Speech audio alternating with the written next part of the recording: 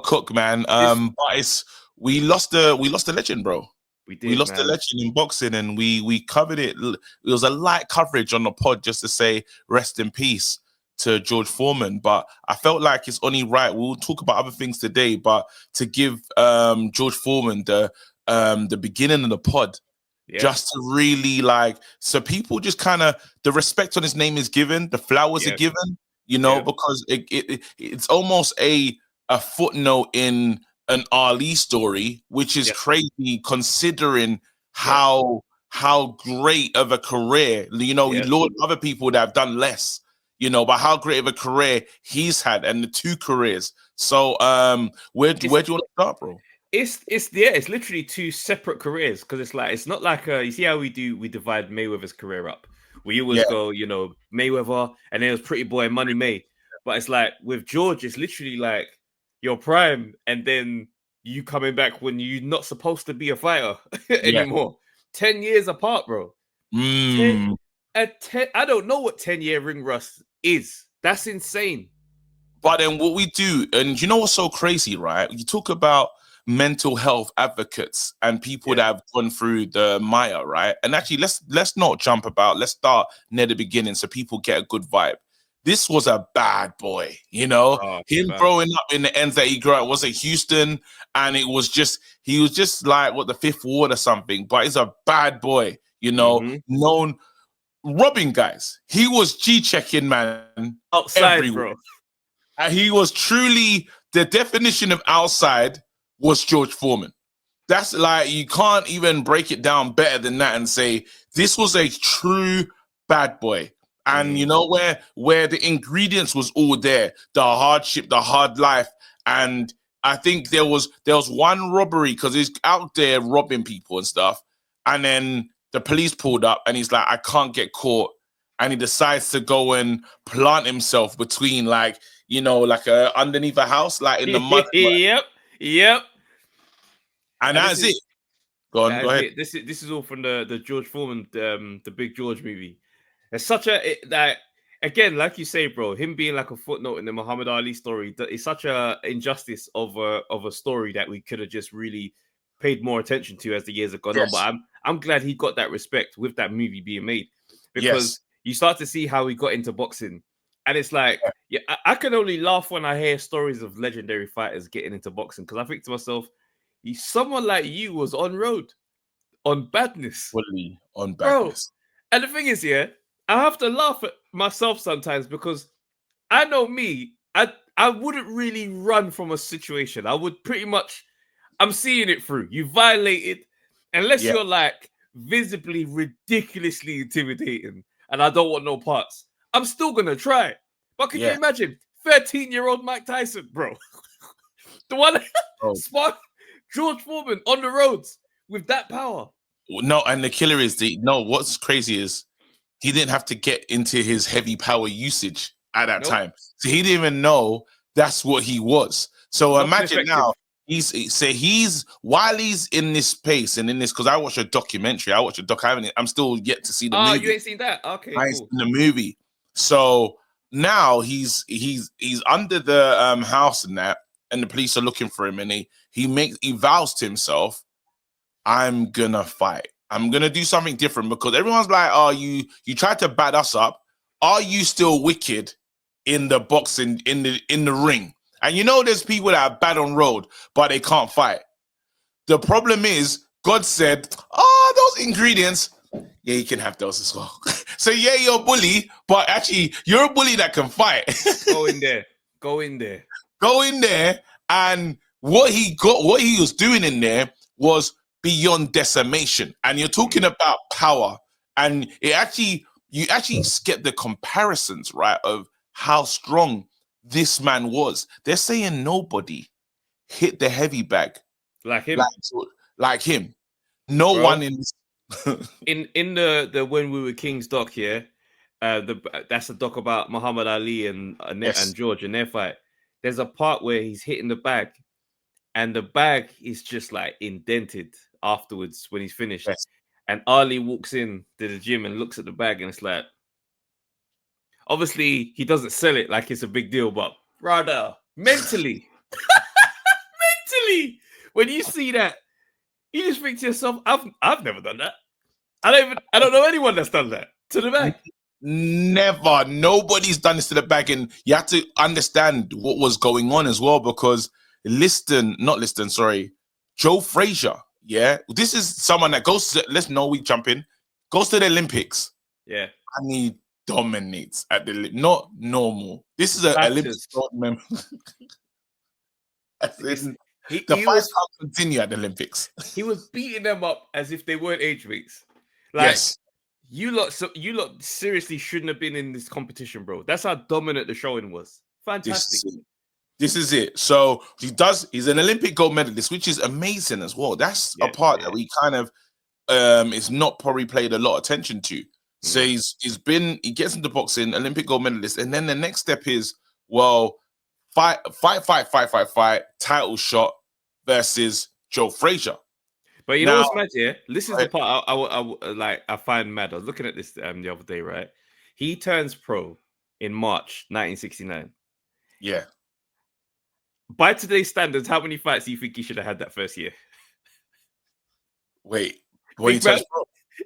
The first year he turns pro. By today's standards, yeah? Like, if we look at, say, a Ben Whittaker. Yeah. Okay, because Ben Whittaker, Olympian, how many fights did he have that year? Well, to be fair, he got injured, so he might be an exception. Let's look at Anthony Joshua's first year, right? Yeah. And just look at activity. I'm going to try and find it now. Okay, so Anthony Joshua turns pro in May 2013. He has 3 fights. Yeah? Yep. May, well, where is it? 5th? No, that's right. No, sorry. Not May. October. So it's late. He has 3 fights from October to November. Bam, bam, bam. That makes sense. Yeah, that makes sense. That's a decent percentage, I guess. So he turns pro 1969 in March. He has 1, 2, 3, 4, 5, 6, 7, 8, 9, 10, 11, 12, 13. 13 fights in the first year, bro. I want to let you know that's a career. That's a career. That's a career, bro. 13 fights, yeah. After that 13, realistically, by today's standards, he's right knocking on world levels, though, bro. Knocking on world level, and it's all KOs. So it's smoky settings. Smoky. The next year is a similar pace, bro, and it just keeps. He stays on that. It's like 3 straight years. That's that golden era, and why these fighters know how to deal with so many different things. Now it's so funny because we'll get into the Ali bit in a bit, but then that level of, bro, this is like the Russians. You know how the Eastern Europeans are so good at boxing, but because Lomachenko and them, man, they've had so much time in the Amis, But his Amis were professional. But they've had all this time. They've seen every style. They know what to do. They know how to adapt to something that they shouldn't. Like, the 10,000 hours, or whatever you say. They've got those and more and more, But then again, it's the big fight against Joe Frazier. Joe Frazier, really, like, him and Ali are talking because, let's have it right, these two they're going to mix up again, right? And he's not. I had to deal with Foreman so I can fight. Ali again. This is the whole. And then it's mad. Frazier's knocked down 3 times, bro. Wait, hold on. 3 times in the first. He smokes him, bro. There's a shot, like the famous knockdown he does. He punches him, yeah. No, he punches him, but he falls down onto one knee as if he's trying to. And straight back up and then down again. Brother, it's such a beating. And the man is off his feet, off 2 feet. Yeah. He jumps. But you must understand, this is a Joe Frazier that just beat Ali. He just beat Muhammad Ali. Now, obviously, we can source it and say Ali was off, coming back to return, or, he was away. So there's a bit of source on that. But at the same time, bro, if any win is going to give me momentum in my career, it's Muhammad Ali, bro. Absolutely. He cleared him out the room as if he was not supposed to be there, fam. Bro, 3 times. He goes down 3 times in the first, and then 3 times in the second. And he says while he's fighting him, he says, "Get this man out. I'm going to kill him. You need to get him out the ring. This is what he's saying, bro.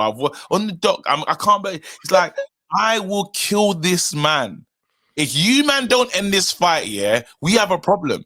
2 rounds. Can you imagine what Ali's thinking watching this? Brother. Bro, what's he thinking? And this is happening this is in Jamaica, you know. This is in Jamaica, bro. It's in Jamaica, fam. I don't understand, fam. And not just that, yeah. This is the tear that he's on. He goes on 2 fights later to fight Ken Norton. Ken Norton is a man, yeah, that broke Muhammad Ali's jaw. Yes. Yeah. And every single time they fought, bias aside, I struggle to score it for Ali. Because that man, he had Ali's number. Yes. Anybody in history, go look that stuff up. Ken Norton and Muhammad Ali. Those fights, that brother, he knew Ali. He knew how to beat Ali. Yeah? Yes. Whether or not you're going to get the win over Ali in that time, hey, listen, I ain't going to hold you. If you're Ken Norton's grandson, hey, listen, you got it. you got a case. But he went and destroyed Ken Norton 2 rounds, bro. 2 rounds. If I'm Ali, bro. Brother. I got questions. If I'm Ali, I'm moving mad. I'm telling you right now. I'm contacting the board. So what? What did you test him for? There has to be other things going on. Yes. So we move in, yeah, and he wins this fight, yeah. But remember, he decides that Sonny Liston's my guy. Sonny Liston's my mentor. I want to be like Sonny.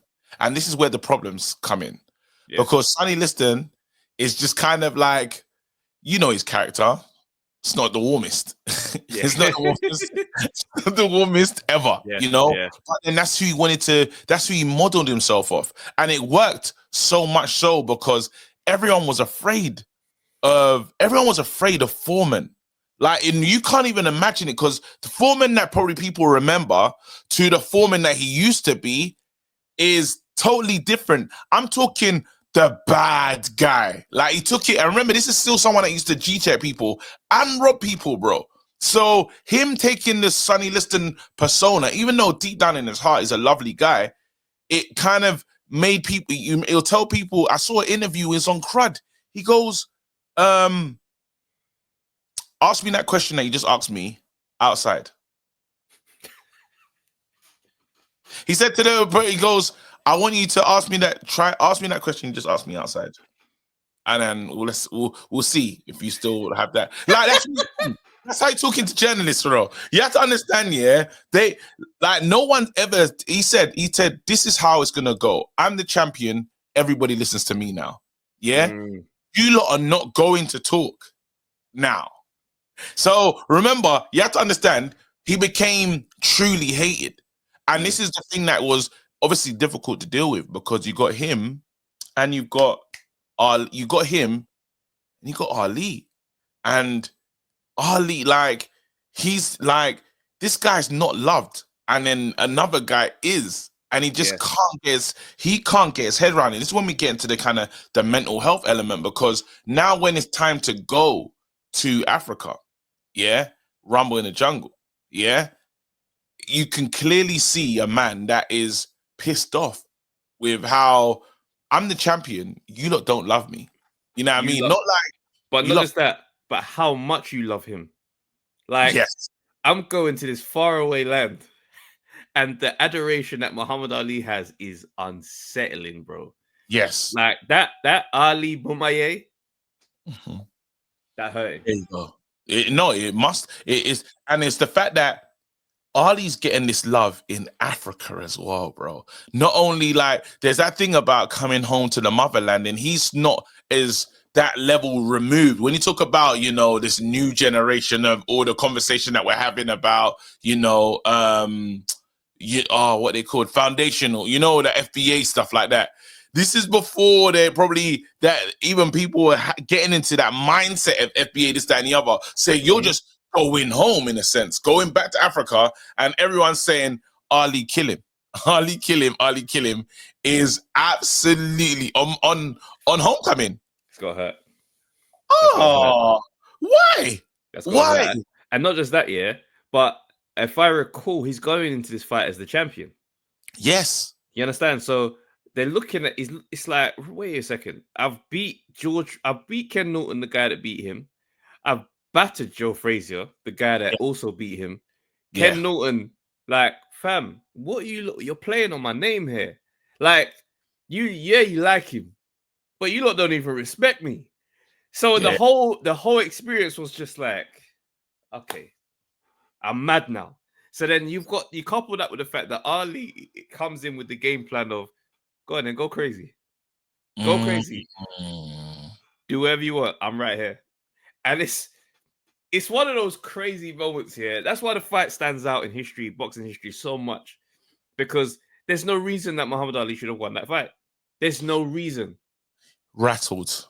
The guy was, and that's what you talk about environment and stuff, because you play it back, and I'm not trying to show any disrespect to Ali, because he had the master plan, and even when he says, in my dream, I still couldn't, I was winning the fight, and I still don't beat him in my dream, so it stayed with him. Are you with me? Like, it's like, but then there was everything that went wrong. You know when you have a super bad night at the office, but it's the worst office to try and have a bad night in?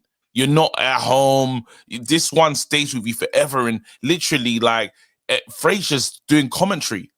And he's like, Frazier understands what's happening here. He said he's soaking up pressure. This could be bad. He's not going to be able to maintain that. What he's doing, he's not going to be able to maintain it. And literally, like, not far after, not many rounds after that, it happens. Yep. Wow. And this is when, and the cracks were from like round 6 and 7, because not only are you getting tired, you got Ali chatting shit to you round after round after round.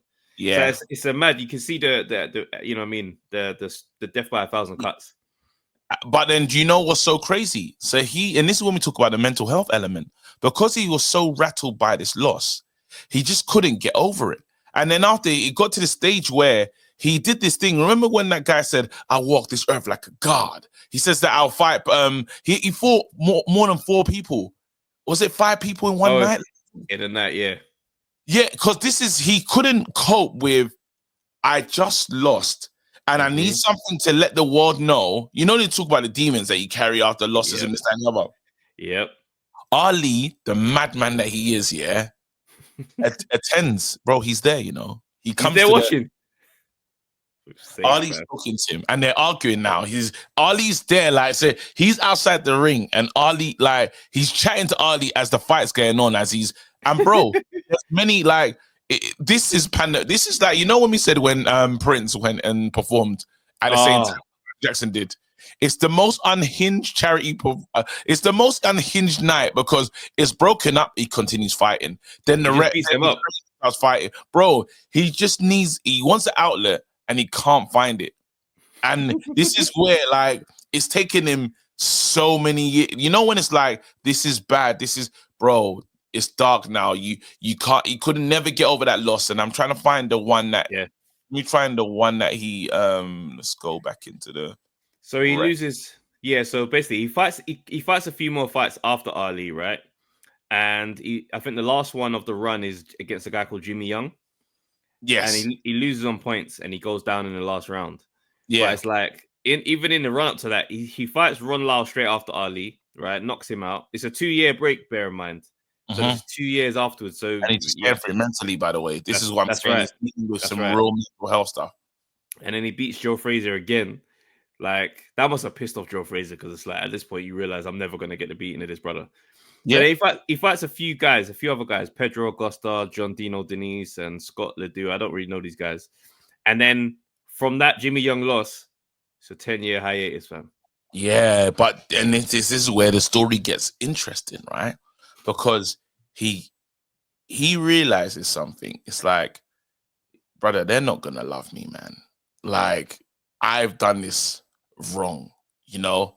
And then remember, that's when he decides to really dedicate his life to God.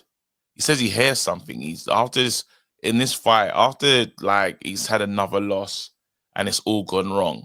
He's like, I just need to serve the Lord, bro. Literally, that's the journey that he goes on.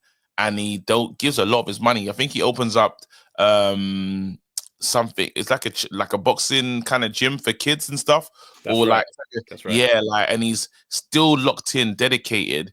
But I remember he hated Ali for a very long time in this as well. Like he felt the way Joe Frazier was feeling about him. But then he's like, as soon as he committed to God, he said he doesn't feel that way no more. Yeah. You know, people thought it was going to be a phase, bro. Man was so locked in, but then the peas started to dry up, and that's why he comes back. Yeah, it gets very techie, and he makes a comeback after 10 years, and they cuss him again. So this is someone that's gone through 10 years out the ring. You lot hated me, this, that, and the other, and I'm coming back, and he's getting how he say to Chisora, we just want you to retire. We're sick of it.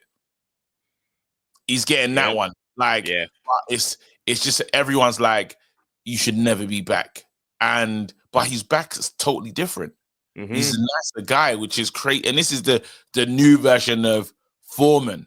You know what I mean? Where it's like he's more vibey. Are you with me?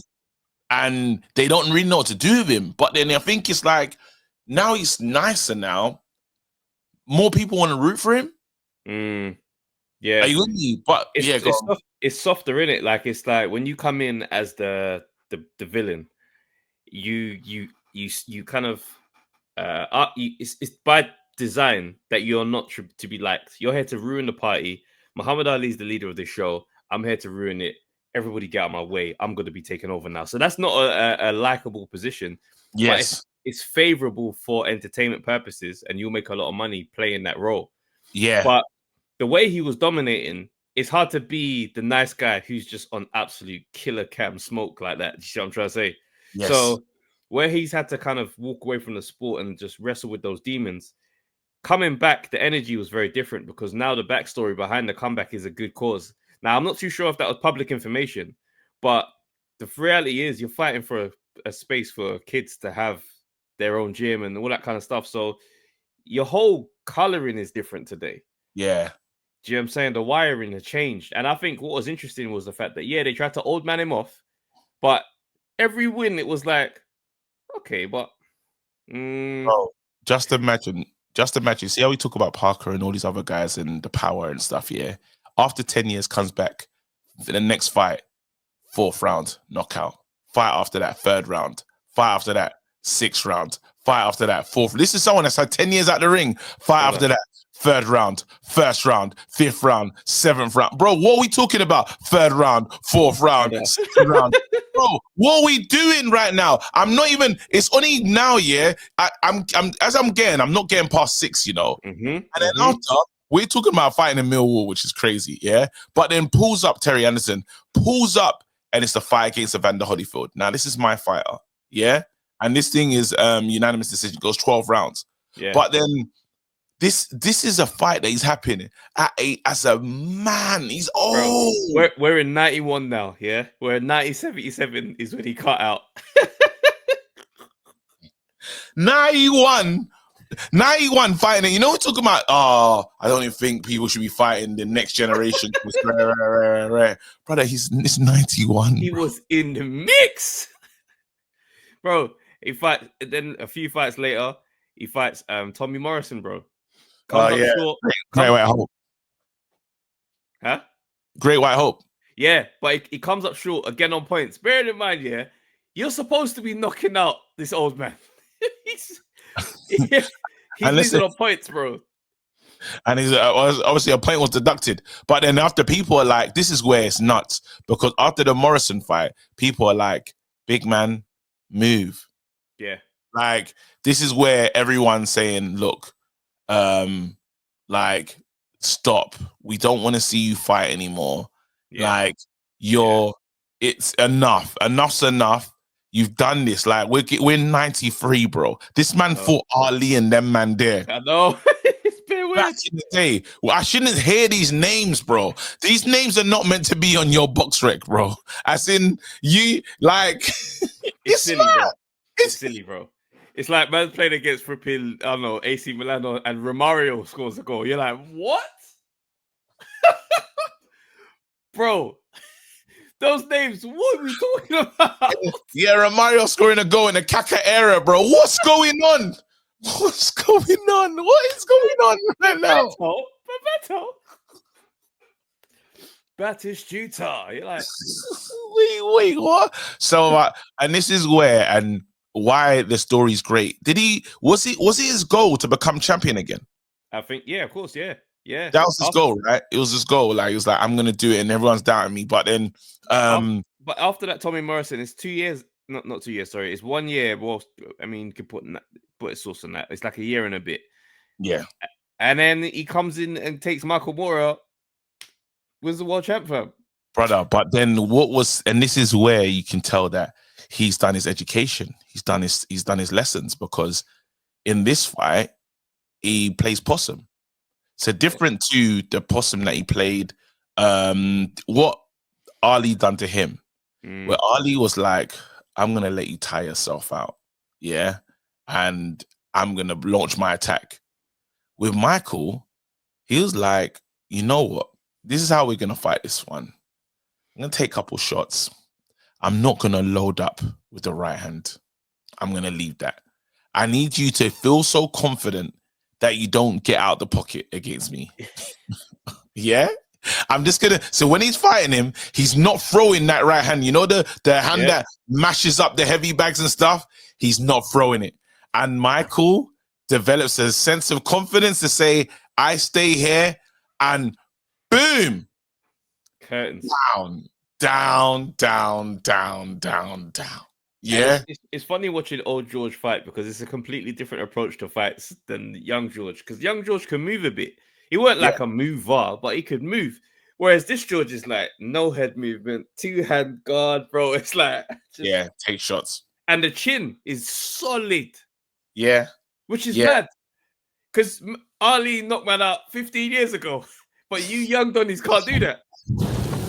Nah, the fights and what he's had to see and what he's had to deal with, he knows what to do. We're talking about experience, and that's it. And obviously, he wins the fight, but then he's stripped of his title because they wanted.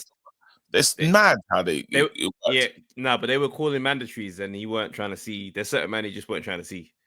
Bro, I'm old. Yeah, I know, but if you got the belt, I ain't trying to hear that, bro. Brother, I hear you. Yeah, what I've done is mad. As in, like, let this be a great story for boxing and the business, and this is going to probably be a lovely segue into the business and how you build things and stuff like that. But then that's where boxing makes mad decisions, bro. I became the champion again. You lot calling these mandatories, yeah, and it's all, what's that word when you say? But it's how the game goes, though, bro. No, but you know that line, yeah, that we all hear over and over again: discretion. A lot of things can be done at discretion, and when you understand discretion and how it's used, yeah, it can be very annoying, because it's at the discretion of the board of whatever fighting cup, like of WBC, WBA, IBF. It's the discretion of them to call in those championship fights. It's historically a madness is happening. Sometimes in the boxing business, it's like, actually, no, we still don't like you. Going, we're ordering yours. We're sanctioning this one right now. We're ordering that one. All right, cool. Move. And this is like, I'm just saying. But actually, let's finish the story on George Foreman. Because I mean, the fact is, it caps off obviously after those. He wins the belt and they strip him of the belts. He keeps on fighting. These names ain't particularly, mad names. I mean, Lou Savara is, decent fighter. At the time, he was undefeated as well. He beat him. And then it ends on a Shannon Briggs fight, fam. And fighting Shannon in 1997 is absolutely mental. It's ridiculous, bro. Now we're at Master League settings. You know when Zidane comes back? Yeah, the character's reborn. The character's reborn. And he looks just like him. It's got different names. Zidane. Yeah, it's like, Nah, it's the first name that would be different. Frank Zidane. All the stats of Zidane as well, Just casually grows into this prime Zidane character. But no, like, I mean, taking Shannon Briggs to a draw at the age of whatever, like, bear in mind, he won the championship at 45, but he stuck around after that for 3 more years. Shannon, like the Shannon that had that's like a stronger Shannon. That's the Shannon that is not asthma pump Shannon. That's dreadlock Shannon, fam. It's dreadlock Shannon. Oh my God. Like, and then he calls it a night. Because all right, so let's see where Shannon Briggs is at this time. Yeah, he fight Shannon Briggs, 2000 and no, not 2000. What am I? I'm doing 2000. 97. Yeah, 7. Straight after Shannon Briggs is Lennox. That's to show you the level. Straight after George Foreman is Lennox. That's the level that Donnie was fighting at. Wait. Make that make sense. Wait, hold on. And he knocks, and then obviously Lennox is not in. Lennox knocks him out. Yeah. Lennox knocks. That's when Lennox does a mad performance. That lets you know that should he have beat Shannon Briggs, we could have seen George Foreman and Lennox.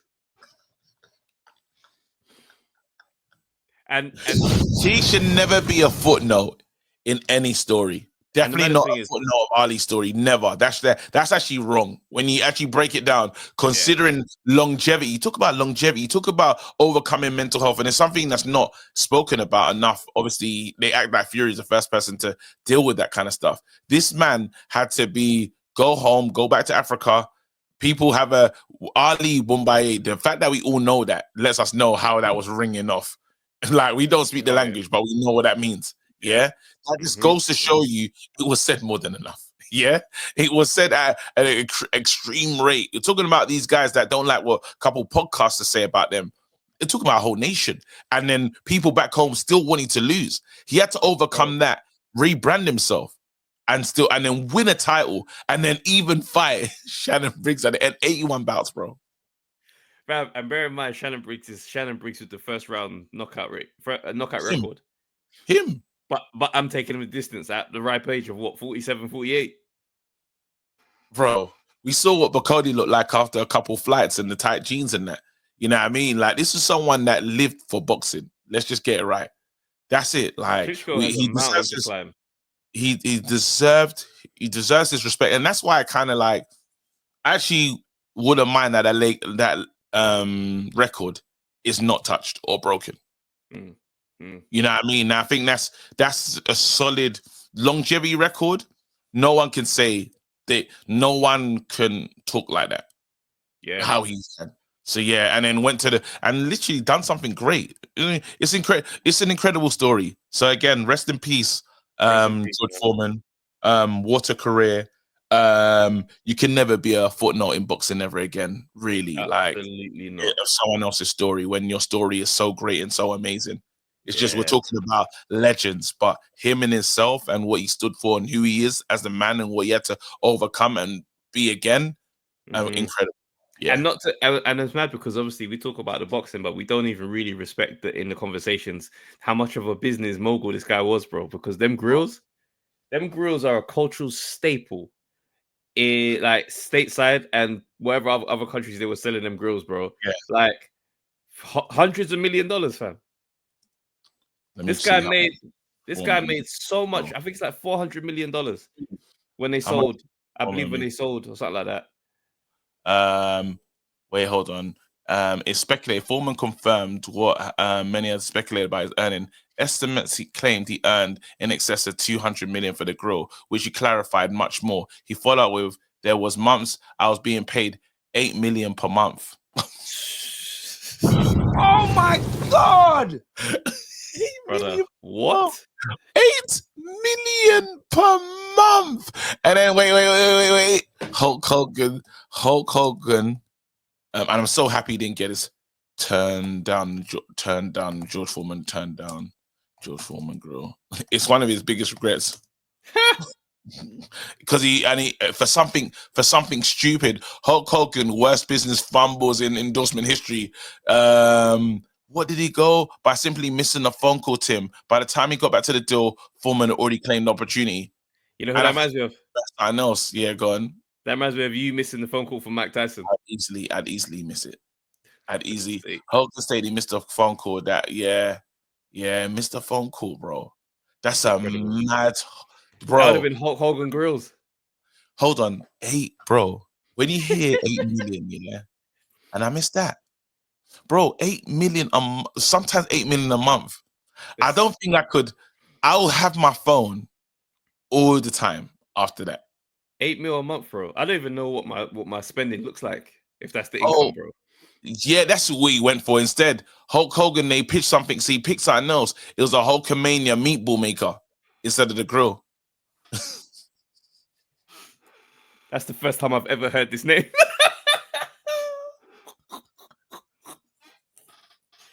It's like, them meatballs ain't hitting, bro. Oh my god! And the fact that Hulk Hogan saying pause early for that one. That's why I didn't go for it, bro. George Foreman said, "Nah, that's a why?"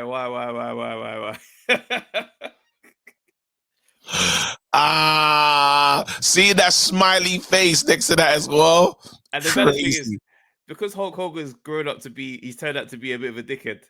Yeah, some of the things he's been like, his name's come up, and I'm just like, yeah, no, it's a poetic ending. Glad it played out that way. Played out that way, man. Absolutely.